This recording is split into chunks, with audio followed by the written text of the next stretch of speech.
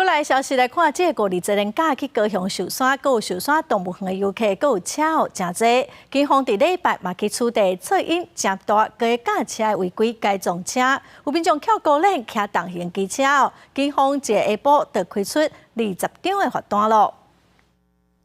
两市万寿山桥往来车辆袂少，骑伫内侧车道的重机骑士雄雄甲车翘高链，警方调监视器发现伊有2摆甲前链压起来的方式来骑车，要求伊到案说明。车主到所说明称，当天因心情不好，才会骑车外出散心，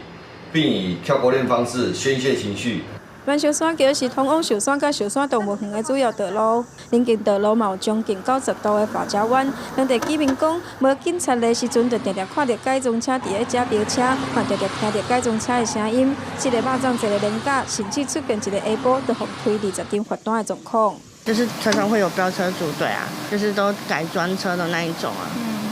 是听到什么声音呢？就很那个单够很大声的那种声音。就可能摔车雷惨吧，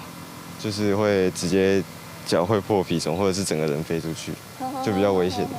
警方表示，25号处理迄天一下晡就开20张的罚单，另外还有16件的车辆有可能有改装出现噪音的状况，会请环保局来裁处，下晡定期甲相关单位来联合稽查，嘛提醒民众若有飙车也是违规驾驶，有可能以公共危险罪来上班，也是按照着相关的法则来开罚6000块到36000块，该车嘛有可能有相关1800块的罚金，民众千万唔通以身来试法。记者王连庭、陈hen坤报道。